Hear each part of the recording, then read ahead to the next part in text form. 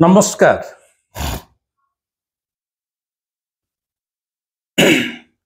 एबे मु पुरी रे अछि मो निज घरे मो ठाकुर सामने बसी आपन सहित कथबार्ता करुच्ची।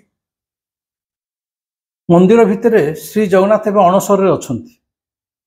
अणसर अछंती माने पुरी लोक समस्ते जानती हुए तो पुरी बाहर लोकंकर भितर किछिटा ठीक भाबरे ये अणसरटा कौन आइडिया नथिबो सेइथिपे कहूची। ता छड़ा पुरी रु जने भौणी मते फोन रे अनुरोध करथिले जे सार ए जो ठाकुरंकर अणसर आ ऊपर आपण किछि कहंतु आमे ठीक भाबरे जानि पारु न। आज से अणसर उपरे अणसर माने ए जो स्नान पूर्णमी गला स्नान पूर्णमी रे ठाकुर 108 सुबासित जल रे गाधांती। गोटे मनीष धर 8-10टा ढाल रे गाधेइबो तार जेतिकी दरकार।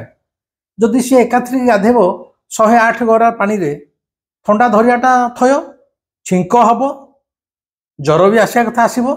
आम भितर कहीं जने जाई कि दिने एकदम 108 गरा पानी रे गाधेई पड़ंतु ताकू सन्निपात हवाटा थय। तेणु ठाकुर जिते 108 गरा रे गाधेई देउचंती गाधेई साला परे तांको कोडे जर हुए। एई जो अणसर प्रक्रियाटा आ भितरे मु शास्त्र पुराण कथा किसी कहबिनी से विषय मु जानिनी तेणु कहबी कौन से विषय मु मूर्ख। मु किंतु एई जो ठाकुरंकर अणसर बा ठाकुर 15 दिन जर रे पड़ती पथी खाती आमरी भलिया औषध खाती पणा पियंती आ पछरे थिबा सामाजिक मनस्तात्विक जोटा को साइकोलॉजिकल कहा जाउची social psychological and scientific reason कौन मु से विषय कहबी। आ भितर थिबा सामाजिक तत्व मनस्तात्विक तत्व एवं वैज्ञानिक तत्व कौन अच्छी से विषय में मैंने कहबी। आम ठाकुर हेले मनीष ठाकुर जगन्नाथंकर समस्त लीला होची मानवीय लीला।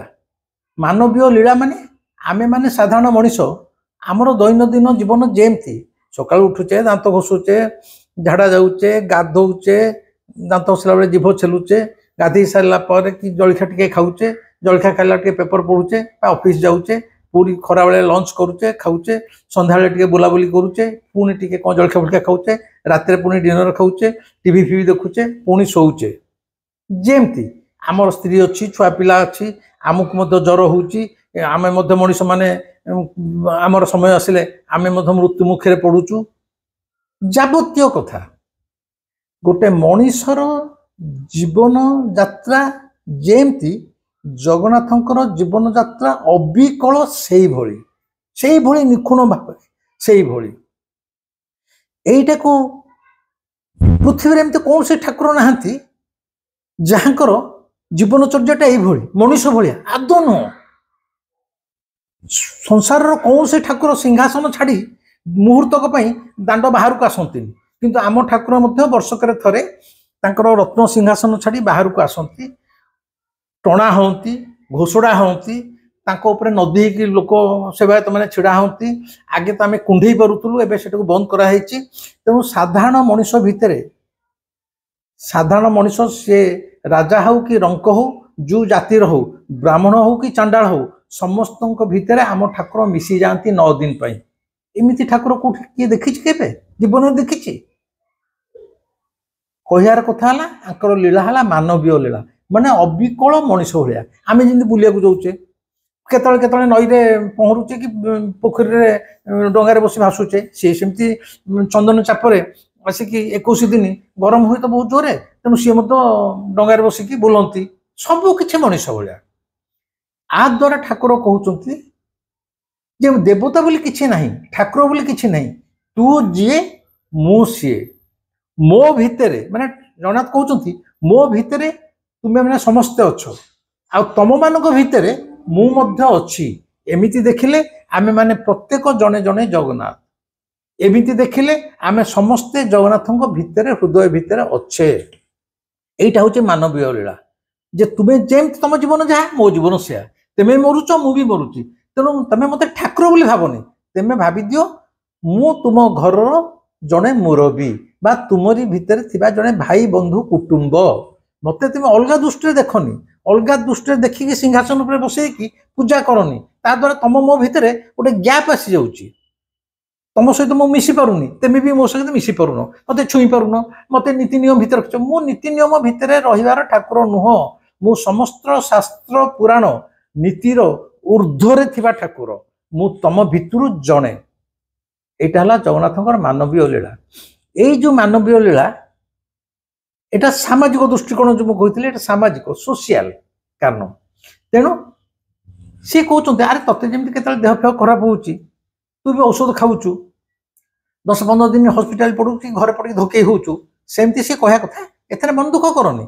शरीर अच्छी माने रोग हम तेणु मु रोगरे पड़ुची तेणु सांकेतिक माने से जणे दउचंती आंकर आम जगन्नाथंकर एमिति सब रखा जाइछि खंजा जाइछि एटा केवल प्रतीयमान होबा पई एवं सब बळे प्रमाण सिद्ध होबा पई जे सी आम भितरु जणे आमे जिए सी एवं से आमरी भोड़ी गोटे मनीष ठाकुर तेणु वर्षकर थरे हेले मध्य से स्नान पुण्य गाधौचंती जेहेतु अत्यधिक पानी रे से गाधौचंती तेणु तांको जर हो जाउछि तेणु ठाकुर एई जो जर होइकी 15 दिन से पूजा पाइबेनी तांको कहीं देखिबेनी बाहर भक्त दर्शक कहीं जाई परिबेनी बंधु अरे जो लोकटा को जर होइछि हमको धर जर होइछि कौन दुनिया जाक लोक आम सांग साथी भाई बंधु कुटुंब सब आम खट पाखे बसिकी भड़ भड़े जहाँ देह खराब तो भल लगे तेणु ठाकुर को जर होइछि तेणु से समय तक 15 दिन जो जर होइछि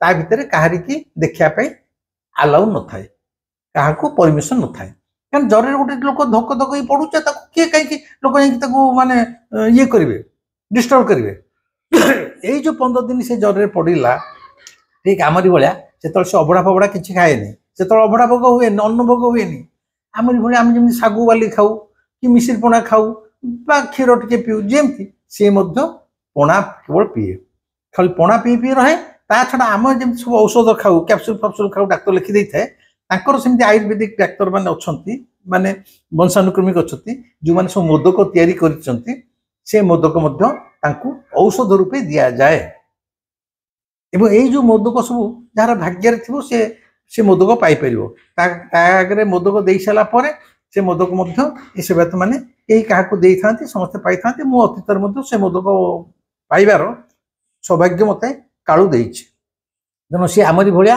पणा पणी पीकी रहे देह खराब हो कौन से अन्न भोग दि जाए ना एवं औषध आयुर्वेदिक मोदक दि जाए एवं 15 दिन पर से जरूर पुणी सुस्थ होइकी बाहर पर रथ यात्रा हुए ये जो सामाजिक कारणटा कहली कहीं ना जेमती आमर मानव जीवन मनीष जीवन दैनंदिन जीवन घटुची आम रोग पड़ुचे आम मर ठीक सेमती ठाकुर जन जो सी आम ठार अलग नुहति पृथक नुहति देह खराब हो तेणु हे मनीष तू विचलित हबार किसी ना देह खराब मन शरीर अच्छी मैंने देह खराब हम औषध पत्र खाइले तू भल हो मुझे भल हो किसी चिंता कर जिनस ना देह खराब हो गले बहुत लोक माने विव्रत हो जाती हस्पिटाल पड़ी बाबा पड़ी मोर बहुत देह खराब केमती आप मत ठाकुर किसी भाई विव्रत हबार ना शरीर अच्छे मैंने देह खराब हम पुणी भल हो ठाकुर भल गले सामाजिक मनस्तात्विक कौन आ भितर रही मनस्ता साइकोलोजिकल कौन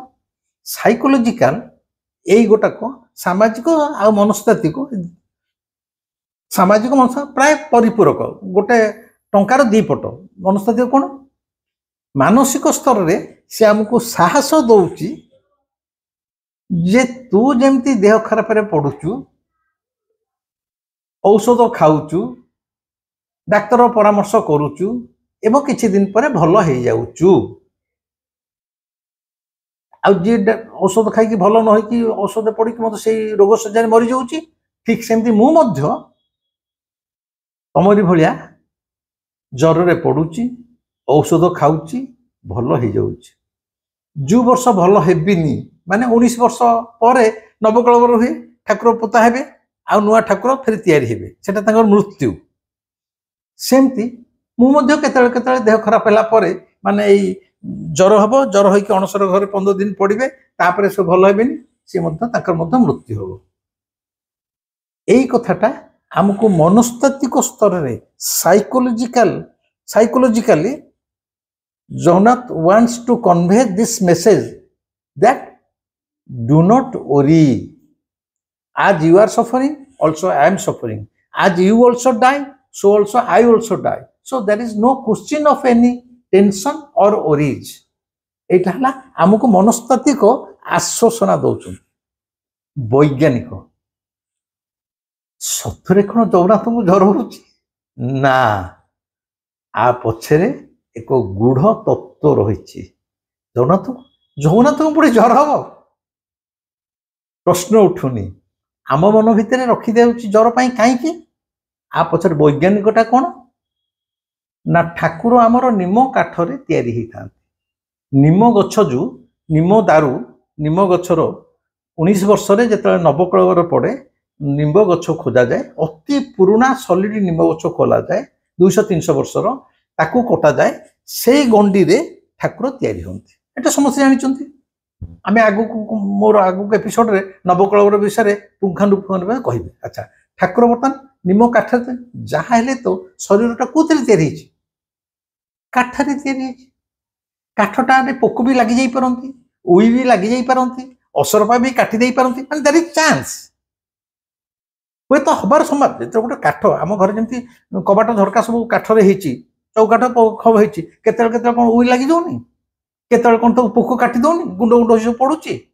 ତେଣୁ ଜଗନ୍ନାଥ ଯେହେତୁ କାଠରେ ତିଆରି, ନିମ କାଠରେ ତିଆରି, ଏବଂ 19 ବର୍ଷ ଯାଏଁ ରତ୍ନ ସିଂହାସନ ଉପରେ ସେଇ ମୂର୍ତ୍ତି ରହିବେ। ହୁଏତ କେତେବେଳେ ପୋକ କାଟି ଦେଇପାରନ୍ତି, ଉଇ ଚଢି ଯାଇପାରନ୍ତି, ଅସରପା କାଟି ଦେଇପାରେ। ଆମେ ଯେମିତି ଆମ ଶରୀରଟାକୁ ସୁସ୍ଥ ରଖିବାକୁ ଯୋଉମାନଙ୍କ ପାଖରେ ପଇସା ଅଛି, କେହି ପ୍ରତିବର୍ଷ ଦେହ ଖରାପ ହେଇଥାଉ କି ନ ହେଇଥାଉ ଡାକ୍ତର ପାଖକୁ ଯାଇ ଭୁବନେଶ୍ୱର ଯାଇକି ଗୋଟେ ଏଣ୍ଟାର ବଡି ଚେକଅପ୍ ହେଇଯାଉଛନ୍ତି। ସେ 5,000 6,000 ଯାହାକୁ ଏଣ୍ଟାର ବଡିଟା ଚେକଅପ୍ ହେଇଯାଉଛି ଯେ ହାର୍ଟ ଠିକ ଅଛି କି ନାହିଁ, କିଡନୀ ଠିକ ଅଛି କି ନାହିଁ, ଡାଇବେଟିସ୍ ଅଛି ନାହିଁ, ବିପି ଠିକ ଅଛି। ମାନେ ଦେହ ଖରାପ ହେଇଥାଉ ନ ହେଇଥାଉ ନିଜକୁ ସୁସ୍ଥ ରଖିବା ପାଇଁ ଆଜିକାଲି ମଣିଷ ତ ବହୁତ ମାନେ ହେଲ୍ଥ କନସିୟସ୍ ହେଲାଣି, ସ୍ୱାସ୍ଥ୍ୟ ସଚେତନ ହେଲାଣି। ତେଣୁ ପ୍ରତିବର୍ଷ ଥରେ ଯାଇକି ଏଣ୍ଟାର ବଡିଟା ଚେକଅପ୍ କରିଦିଆଯାଉଛି। ଚେକଅପ୍ଟା ଠିକ ହେଲା, ଠିକ ଅଛି। ଯଦି କୋଉଠି ଡିଫେକ୍ଟ ହେଲା ଔଷଧ ଖାଇ ଭଲ ହୁଏ। କାରଣ ଆମକୁ କିଛି ଆଗକୁ ବଞ୍ଚିବାର ଅଛି। ଆମେ ଜାଣିନେ କେବେ ମରିବା, କିନ୍ତୁ ଯେତେ ଦିନ ବଞ୍ଚିଛେ ସୁସ୍ଥ ରହିବା ଦରକାର। ତେଣୁ ପ୍ରତିବର୍ଷ ଥରେ ଯାଇ ଅନେକ ଲୋକ ଆଜିକାଲି ଚେକଅପ୍ କରୁଛନ୍ତି। ଅବିକଳ ସେମିତି, ଏଇ ଯୋଉ ସାଇଣ୍ଟିଫିକ କହିଲି, ଅବିକଳ ସେମିତି ଏଇ ଯୋଉ ଅଣସର ଘର ବୋଲି କୁହାଯାଉଛି, ଠାକୁର 15 ଦିନ ଜ୍ୱରରେ ପଡିବେ ବୋଲି କହୁଛନ୍ତି। 15 ଦିନ ଜ୍ୱରରେ ପଡ଼ିଲେ ସେ କାହାକୁ ଦେଖା ଦେବେନି, ଅନ୍ନ ଭୋଗ ଖାଇବେନି। এইটা সে প্রকৃতরে জ্বরের পড়ুনাহান্তি। এই যে 15 দিন ঠাকুর কাহাকে দেখা দিউনাহান্তি, কাহার কি দেখা ছাড়া যায়নি। আ ভিতরে গোটে স্বতন্ত্র কার্যক্রম হুয়ে। কোন কার্যক্রম? দৈতাপতি মানে, দৈতাপতি সে অন্য সময় বুঝেবি, সেবায়ত অলগা, দৈতাপতি অলগা। এই দৈতাপতি মানে যে বিশ্বাবসুর বংশধর, ওই বিশ্ব ଯିଏ ଠାକୁରଙ୍କୁ ନୀଳମାଧବଙ୍କୁ ପୂଜା କରୁଥିଲା, ତାଙ୍କର ଯୋଉ ବଂଶଧର ଦୈତାପତି ମାନେ, ସେମାନେ ଅଣସର ଘରେ ପଶନ୍ତି। ମାନେ ଠାକୁରଙ୍କ ସ୍ନାନ ପୂର୍ଣ୍ଣିମା ପୂର୍ବ ଦିନ ସେମାନେ ବର୍ଷକରେ 15 ଦିନ ମାସେ ପାଇଁ ପଶନ୍ତି। ତାଙ୍କର ହେଲା ସେଇଟା ଦାୟିତ୍ୱ। କ'ଣ କରନ୍ତି ତା ଭିତରେ? ଏଇ ଯୋଉ ଆମର ଯେମିତି ବର୍ଷକରେ ଥରେ ଡାକ୍ତର ପାଖକୁ ଯାଇ ଚେକଅପ୍ କରୁଛେ ହୋଲ୍ ବଡି, ତାଙ୍କର ହୋଲ୍ ବଡି ଜଗନ୍ନାଥଙ୍କର ସମ୍ପୂର୍ଣ୍ଣ ଶରୀରଟାକୁ ଚେକଅପ୍ କରାଯାଏ। ଚେକଅପ୍ କରାଯାଏ 19 ବର୍ଷ ଯାଏଁ ରହିବେ, କାଳେ କ'ଣ କ୍ଷତି ହେଇଥିବ। ତେଣୁ କ'ଣ କରାଯାଏ, କବାଟ ମୁଜା ହେଇଗଲା, ସେ ଭିତରେ ରହିଲେ। ତାଙ୍କର ଯୋଉମାନେ ସେବା କରିବା କଥା ଦୈତାପତି ଯୋଉମାନେ ବଂଶନୁକ୍ରମିକ ଅଛନ୍ତି, ସେମାନେ ଯାଇକି ଠାକୁର ଦେହରେ ଯେତେ ପାଟ ଲୁଗା ସବୁ ଗୁଡା ହେଇଛି, ଯାହା ତାଙ୍କ କାଠର ଗଣ୍ଡି, ତା ଦେହରେ ଚନ୍ଦନ, ଚୁଆ, କର୍ପୂର, କସ୍ତୁରୀ, ରେଶମ ସୂତା, ପାଟ ଲୁଗା ପରସ୍ତ ହେଇକି 7 ପରସ୍ତ କି 8 ପରସ୍ତ ଗୁଡା ହେଇଥିବ। ତାକୁ ପଣ୍ଡିତ ମାନେ କହିପାରିବେ 7 ପରସ୍ତ କି 10 ପରସ୍ତ, ମୁଁ ସେ ବିଷୟ କହିପାରିବିନି। କିନ୍ତୁ ଗୁଡା ହେଇଥାଏ, ସାରା ଦେହଟା ଗୁଡା ହେଇ ପଡେ, ଏଠି ମୋଟା ହେଇକି ଥାଏ। ଏଇ ବର୍ଷକରେ ଥରେ ଜ୍ୱର ହବା ନାଁରେ, ଏଇଟାକୁ ଆମକୁ ଖାଲି କୁହାଉଛି ଜ୍ୱର ହବ, ଅଣସର, ଏଇଟା ବିଧି। ପ୍ରକୃତ ତା ନୁହଁ, ଜ୍ୱର ଫର କିଛି ନାହିଁ। ଗୋଟେ ବର୍ଷକର ଚେକଅପ୍।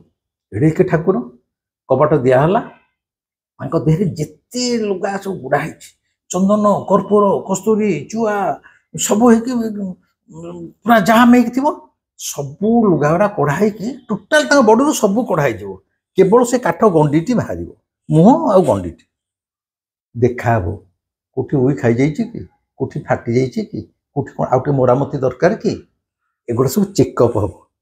ପୁରା ଚେକଅପ୍ ହେଇସାରିଲା ପରେ କାଠଟା ଯେହେତୁ 19 ବର୍ଷ ଯାଏ ରହିବ, ଆମେ ଯେମିତି ଗାଧୋଇବାକୁ ଗଲାବେଳେ ଖାଲି ମୁଣ୍ଡରେ ତେଲ ନ ଲଗେଇକି ଢାଳି ହେଇ ପଡ଼ିଲେ ଥଣ୍ଡା ଧରି ପକେଇବ। ଆଉ ଆଗକାଳେ ବୁଢ଼ୀ ମା ଜେଜେମାନେ କହୁଥିଲେ ଦେହରେ ତେଲ ମର୍ଦ୍ଦନ କରୁଥିଲେ, ମୁଣ୍ଡରେ ତେଲ ଘଷା ହଉଥିଲା, ରାଶି ତେଲ, ଆମେ ଗାଧୋଇବାକୁ ଯାଉଥିଲେ, ହେଲେ ତେଲ ଲାଗିଗଲେ ଦେହରେ ଥଣ୍ଡା ଧରିବନି। ଠିକ୍ ସେମିତି ଏଇ କାଠଟି 19 ବର୍ଷ ଯାଏ ରହୁ, ସେଥିପାଇଁ ଗୋଟେ ଫୁଲୁରି ତେଲ, ତାକୁ ବଡ଼ ଓଡ଼ିଆ ମଠ ଗୋଟେ ମଠ ଅଛି ଯାହାର ଦାୟିତ୍ୱ, କେତେ କ'ଣ ତା ଦେହରେ ମିଶିକି ମୁଁ ଏକ୍ଜାକ୍ଟଲି କହିପାରିବିନି, ତା ଦେହରେ ବହୁ ପ୍ରକାର ଚେର ମୂଳି ଫୁଲ ଅମୁକ ସମୁକ ସବୁ ମିଶିକି ସେ ଗୋଟେ ସ୍ୱତନ୍ତ୍ର ଭାବରେ ତିଆରି କରାଯାଏ ଗୋଟେ ତେଲ। ମାଟି ହାଣ୍ଡି ଭିତରେ ତାକୁ ମାଟି ତଳେ ପୋତା ହେଇଯିବ, ମାଟି ତଳେ ପୋତା ହେଇଯିବ। ଆର ବର୍ଷ ସ୍ନାନ ପୂର୍ଣ୍ଣିମା ବେଳକୁ ଯେତେବେଳେ ଜ୍ୱର ହେବ, ଠିକ୍ ସେତିକି ସେଟା ମାଟି ତଳୁ କଢ଼ା ହେବ। ସେଇ ଯେଉଁ ତେଲଟା ପ୍ରସ୍ତୁତ ସ୍ୱତନ୍ତ୍ର ଗୋଟେ ଔଷଧୀୟ ତେଲ ତିଆରି ହେଇଥାଏ, ତାକୁ କୁହାଯାଏ ଫୁଲୁରି ତେଲ। ସେଇ ତେଲଟା ଆଙ୍କ ଦେହରୁ ଲୁଗାପଟା ସବୁ କାଢ଼ି ସାରିଲା ପରେ ଯେଉଁ କାଠ ଗଣ୍ଡିଟି ଥାଏ, ତିନି ଠାକୁର ମଧ୍ୟରେ ସେ ତେଲ ଏକଦମ ମାଲସ ହୁଏ। ଯେମିତି ଛୋଟ ପିଲାକୁ ବୁଢ଼ୀ ମା ତେଲ ହଳଦୀ ଘଷିକି ଚକଚକ କରେ, ତାପରେ ଛୋଟ ଛୁଆ ଗାଧାଏ, ହେଲେ ଛୁଆକୁ ଆଉ ଥଣ୍ଡା ଧରିବନି। ଅବିକଳ ଆମର ଭାଇମାନଙ୍କ ଦ୍ୱାରା, ଦଇତାପତି ଭାଇମାନଙ୍କ ଦ୍ୱାରା ଏ ତିନି ଠାକୁର ତିନିଟି କଅଁଳା ଛୁଆ ହେଇଯାଆନ୍ତି। ସେତେବେଳେ ତା ଭିତରେ ତାଙ୍କ ଦେହ ସାରା ସେଇ ଫୁଲୁରି ତେଲଟା ସେ କାଠ ଉପରେ ପୁରା ମର୍ଦ୍ଦନ କରାହବ। ହେଲେ ଏ ସହଜେ କାଠ, ଏଇ ଯେଉଁ ଆୟୁର୍ବେଦିକ ତେଲଟା ତାଙ୍କ ଦେହରେ ଘଷା ହେଇଯାଏ, ବର୍ଷେ ଯାଏଁ ତା ଭିତରେ ଆଉ ଉଇ ଫୁଇ ଲାଗିପାରିବେ ନାହିଁ। ଆମର ଯେମିତି ଘରମାନଙ୍କରେ ଉଇ ହେଲେ ଉଇ ତେଲ ମିଳିଲାଣି, ଆମେ ସବୁଆଡ଼େ ସ୍ପ୍ରେ କରିଦେଉଛୁ, ସ୍ପ୍ରେ କରିଦେଲେ ସେଇ ତେଲ ଗନ୍ଧରେ ଉଇ ଆଉ ଧରୁନାହାନ୍ତି। ଅବିକଳ ସେଇମିତି ଜଗନ୍ନାଥଙ୍କ ଦେହରେ ଏଇ ଫୁଲୁରି ତେଲ ତାଙ୍କର କାଠ ଗଣ୍ଡିରେ ସବୁଆଡ଼େ ମର୍ଦ୍ଦନ କରାଗଲା ପରେ ଆଉ ଏମାନେ ସ୍ଥିର ଆମେ ହେଇଗଲେ ଯେ ବର୍ଷକ ଯାଏ ଏଥିରେ ଉଇ ଫୁଇ କିଛି ଲାଗିବେ ନାହିଁ ସେ ତେଲ ବାସ୍ନାରେ। ତେଣୁ ତାଙ୍କ ଦେହଟା ସୁସ୍ଥ ହେଇଗଲା। ସେ କାମ ସବୁ ସରିଲା ପରେ ପୁନର୍ବାର ତାଙ୍କ ଦେହରେ ପାଟକନା ଗୁଡ଼ା ହବ, ଚନ୍ଦନ ଦିଆଯିବ, କର୍ପୂର ଦିଆଯିବ, ଚୁଆ ଦିଆଯିବ, କସ୍ତୁରୀ ଦିଆଯିବ, ତାଙ୍କର ଯେତେ ସୁଗନ୍ଧ ଯେତେ ଦାମୀ ଜିନିଷ ସବୁ ଅଛି ତାଙ୍କ ଦେହ ଯାକ ବୋଳା ହବ, ହେଇକି ପୁଣି ଲୁଗା ପିନ୍ଧିବ। ଏଇତକ କାମ କରିବା ପାଇଁ ଏଇ ପ୍ରୋସେସ୍ ତକ 15 ଦିନ ଲାଗିଯାଏ। ତେଣୁ ଯେହେତୁ ଏଇତକ କରାଯିବ, ଲୋକଙ୍କୁ କୁହାଯିବ ଯେ 15 ଦିନ ଯାଏ ଠାକୁରଙ୍କ ଦେହରେ ଆମେ ଚେକୁଛୁ, ହସ୍ପିଟାଲ ପଡ଼ୁଛନ୍ତି, ତମେ ଆସିବ ନା, କୁହାଇଗଲା ଆମମାନଙ୍କୁ ଯେ ଠାକୁରମାନଙ୍କୁ ଜ୍ୱର ହୁଏ। ଆ ଦ୍ୱାରା କ'ଣ ହେଲା, କ'ଣ ଆମେ ଯାଇଲୁ ଠାକୁର ହେଲେ ମଣିଷ ଠାକୁର, ଠାକୁରଙ୍କର ମାନବୀୟ ଲୀଳା, ଆମକୁ ଯେମିତି ଜ୍ୱର ହେଉଛି ତାଙ୍କୁ ଜ୍ୱର ହେଉଛି, ଆମେ ଖୁସି ହେବୁ ଯେ ଆମ ଠାକୁରଙ୍କୁ ଜ୍ୱର ହେଇଛି। କିନ୍ତୁ ପ୍ରକୃତରେ ଆ ପଛରେ ଏଇ ଯେଉଁ ବୈଜ୍ଞାନିକ କାରଣ ଥାଏ, ସେଇ ବିଗ୍ରହ, କାଠ ବିଗ୍ରହ 19 ବର୍ଷ ଯାଏ ଭଲରେ ରହିବ। ବର୍ଷକରେ ଥରେ ତାଙ୍କ ଶରୀରଟାକୁ ତଦାରଖ କରାଯାଏ, ଚେକଅପ୍ କରାଯାଏ, କେଉଁଠି କ'ଣ ଯଦି ଅସୁବିଧା ହେଇଥାଏ ତାକୁ ମରାମତି କରାଯାଏ, ତେଲ ଘଷାଯାଏ। ଏଗୁଡ଼ା ସବୁ ଦେଲା ପରେ ତାଙ୍କ ଦେହ ଟାଣଟୁଣା ହେଇଯାଏ ଏବଂ 15 ଦିନ ପରେ ଯେଉଁ ଦିନଟା ଆସେ ତାକୁ କୁହନ୍ତି ନବ ଯୌବନ ବେଶ, ମାନେ ନୂଆ ଯୌବନ ପାଇକି ଆମ ଠାକୁର ବାହାରିଲେ। ଆମ ଠାକୁର ତ ବୁଢ଼ା ହୁଅନ୍ତିନି, 19 ବର୍ଷ ଯାଏ ସେ ନବ ଯୌବନରେ ଥାଆନ୍ତି। ସେ ଯୌବନରେ ଜନ୍ମ ହୁଅନ୍ତି, ଯୌବନରେ ସେ ଇହଲୀଳା ସମ୍ପର୍କ ହୁଅନ୍ତି। ଇଏ ବଡ଼ ବିଚିତ୍ର ଠାକୁର, ସତରେ ବଡ଼ ବିଚିତ୍ର ଠାକୁର। ଇଏ ଆ ଭିତରେ ଯିଏ ଠାକୁର ଲୀଳା ଭିତରେ ଯିଏ ପଶିଯିବ ସେ ମହା ଆନନ୍ଦରେ ରହିବ। ତେଣୁ ଏଇ ହେଲା ଅଣସର ଘରର ପ୍ରକୃତ ଗୁପ୍ତ ତଥ୍ୟ। ନହେଲେ ଠାକୁରଙ୍କୁ ପ୍ରକୃତରେ ଜ୍ୱର ହେଉନି, ଆମମାନଙ୍କୁ କୁହାହେଇଗଲା ଜ୍ୱର ହେଉଛି, ତେଣୁ ଆମେ ଜାଣିଛୁ ଠାକୁର ବିଚାର ଜ୍ୱର ହେଇଛି, ଆମେ ତାଙ୍କୁ ଦେଖା କରିବାକୁ ଯିବୁନି। କିନ୍ତୁ ତା ଭିତରେ ବୈଜ୍ଞାନିକ ଦୃଷ୍ଟିରୁ ସେ କାଠ ଗଣ୍ଡିଟା କେମିତି, ଯେହେତୁ କାଠରେ ସେ ତିଆରି, ପୋକ ଫୋକ ହେଇଯିବାର ଚାନ୍ସ ଅଛି, ସେଇଟା କେମିତି 19 ବର୍ଷ ଧରି ଭଲରେ ରହିବ, ସୁସ୍ଥ ରହିବ, ସେଥିପାଇଁ 15 ଦିନ ତାଙ୍କୁ ଗୁପ୍ତରେ ରଖାଯାଇ ତାଙ୍କର ସେବା କରାଯାଏ। ଏଇଟା ହେଲା ବିଜ୍ଞାନର ପଦ୍ଧତି, ବୈଜ୍ଞାନିକ ପଦ୍ଧତି, ବୈଜ୍ଞାନିକ କାରଣ କାଠଟାକୁ ମଜବୁତ କରି ରଖିବା ପାଇଁ। ଏବଂ ତାପରେ ଯେହେତୁ ଜ୍ୱରରୁ ବାହାରିଲା ପରେ ଡାକ୍ତର କହେ ଜ୍ୱର ତ ବହୁତ ହେଲା, ଟିକେ ଯାହା ସମୁଦ୍ର କୂଳରେ ବୁଲିବା, କିମ୍ବା କୋଉଠି ଟିକେ ଭଲ ଯୋଉଠି ଭଲ ଜଳବାୟୁ ଅଛି ଟିକେ ଯାହା ଦାର୍ଜିଲିଂ ଫାର୍ଜିଲିଂ ବୁଲିଯା, ଯେମିତି ଡାକ୍ତର ନାକେ କହୁଥିଲେ ଜମିଦାର ମାନଙ୍କୁ ସବୁ। ସେମିତି ଯେହେତୁ ଜ୍ୱରରେ 15 ଦିନ ପଡ଼ିଥିଲେ, ଦେହଟା ଭାରି ବିକିଚା, ଖାଇବା ନାହିଁ ପିଇବା ନାହିଁ, ଟିକେ ଭାରି ଅବାଗିଆ ଲାଗିଥିଲା। ତାପରେ ପରେ ସେ ଟିକେ ବୁଲିବାକୁ ଭାରି ଆସନ୍ତି, ତାଙ୍କ ନିଜ ଜନ୍ମସ୍ଥାନ ଗୁଣ୍ଡିଚା ଘର, ଗୁଣ୍ଡିଚା ରାଣୀ, ଯୋଉଠି ସେ ଅରିଜିନାଲ ଜନ୍ମ ହେଇଥିଲେ, जा टिके जीवा टिके माँ घर आड़े बुली आसिया अरे निज घर को किए भूली जाई परिबो सी जेते बड़ लोक जेते बॉम्बे बेंगलोर अमेरिका रहूचे निज घर है निज घर खटिया है निज खटिया जिते 5 स्टार होटेल तमें रुह निजर माटी कुड़िया हो कि टीन घर हो कि छोटिया चाल घर हो कि कोठा घर हो निज घर को चले जो आत्मतृप्ति आत्मसंतोष जो आनंद सेटा कौन सी 5 स्टार होटेल ना कि ना तेणु ठाकुर पुणी जरूर बाहर मत कहते यार टे बुली आसा तेणु रथयात्रा हुए सी पर अधा आम आज विषय भितर से आमर ना यही है अणसर घर महात्म्य जे ठाकुर को प्रति वर्ष थरे जर हम जर प्रकृत हुए जर हवाटा आम मान मन भितर मनस्तात्विक स्तर में भर्ती कर दि जाइए जे अरे तू जमी मनीष तो देह खराब हो मोर देह खराब हो किंतु आ पछरे लुकायित कारणटा अच्छे वर्षक शरीर को चेकअप करा पूरा तेल फिल लगी कौटी कौन हो फाट फाट सब मरामत कर सारापर पुणी लुगापटा पिंधि पुणी रेडी पुणी वर्ष जाए गाड़ी बुढ़ा चलला बुढ़ार लीला पुणी चलला यही है अणसर कहानी आमे किंतु जो लोक मैंने अंध भाव खाली मंदिर में जहाँ रीति आम कौन सेमती कर संभव कि संभव आम सांसारिक कौन कर किंतु सब पंडित माने मूर्ख पंडित ब्राह्मण पुरोहित मान तो भर्ती कर दी ठाकुर सबू लीला आम घरे रही उचित भी नुह दरकार भी ना कि ठाकुर केवल भल पाए मुझे सब कहूँ किंतु ये अणसर समय जहाँ घरे सब जगन्नाथ मूर्ति अच्छी मुहर जेहेतु से ठाकुर को देखा कहीं जापन तेणु घरे मैंने अंध भाव ठाकुर मुह पर कनाटे घोड़ी दौरान दुकान मानक जगन्नाथ फटो फटो थो मुहर कागज घोड़ी जाऊँगी माने जो जगन्नाथ अच्छा पूजा पाँच से घर हो मठ हो बाड़ी हो जहा हो अंध भाव किसी न बुझी न सुझी घर भितर आम जो ठाकुर काच फटो अच्छी मूर्ति जहाँ अच्छी मुह पर कागज ना कना बंधा कौन ठाकुर जर हो मंदिर कहीं देखा मिलूनी एटी भी आम देखा मिलूनी मंदिर सहित तुम संपर्क कौन मंदिर जहाँ जहाँ हो तुम कर 14 पुरुष तुम अरे मंदिर जो हजार हजार वर्ष धरी जो रीति नीति भाव में चली ठाकुर जो उद्देश्य मुझे जहाँ कहली से चली आमर से आम आम ठाकुर को भलरे 15 दिन मुंडिया मारी पारिया भोग कर भोग लगे पारिया धूप दे पारिया सब कर किंतु जेहेतु मंदिर में रोचे एन 15 दिन आम भी ठाकुर को पूजा कर गोटे मौका मिलगला माने आम पूजार तो आंतरिकता न थाए गोटे विधि थाए खाली रिचुआल औपचारिकता करिया कथा तेणु ये 15 दिन तो आम ठाकुर को पूजा कर अणसर अच्छा तेणु 15 दिन स्त्री लोक मैंने भावती कि पुरुष लोक भावती एन तो पूजा हेनी ठाकुर जर रही 15 दिन टा माने पूजा कराटा गोटे कष्टकर कम एथुर मुक्ति मिल जाइए तेणु 15 दिन निजक मुक्ति देवाई ये पूजा भितर जो समय जाऊला जीवन आनंद मैंने मोर कह कथा ये अणसर समय घर मानक जो ठाकुर अच्छा मुहरे कना दे अणनिश्वासी कर कौन कारण ना जदि भावुच ये गोटे जीवंता ठाकुर ता मुह पर कागजटे बांधिदेल कि कनाटे घोड़ेदेल से निश्वास केमती नब कौन अनिश्वास लगुन केबे भाविच तुम भाविच यहाँ काच तुम भाविच यहाँ काठर मूर्तिटे आ भितर जीवन ना बोली तुम ता सहित ये व्यवहार करुच आज कहूँ भाई माने प्रति वर्ष जो अणसर हो ठाकुर ता भितर रोचे विधि विधान चली देह तदारख हो ठीक अच्छे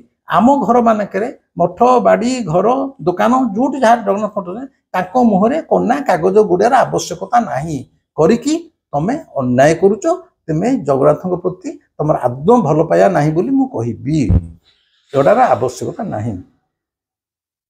भावुची ये अणसर संपर्क में मोर छोटिया मुंडरे जी मु बुझेदेली समस्ते परिष्कार हो जाइए ये अणसर कौन जर कौन आम ठाकुर किए सर्वशेष पुणी कहबी आम ठाकुर हेले जीवंता ठाकुर आमरी घर भितर जन मेम्बर तांको केवल प्रेम कर तांको केवल भल पाओ आज ये ए भिडियोटी केमिति लगिला मते निश्चय कमेंट रे जणैबे सब्सक्राइब करिवे शेयर करिवे लाइक करिवे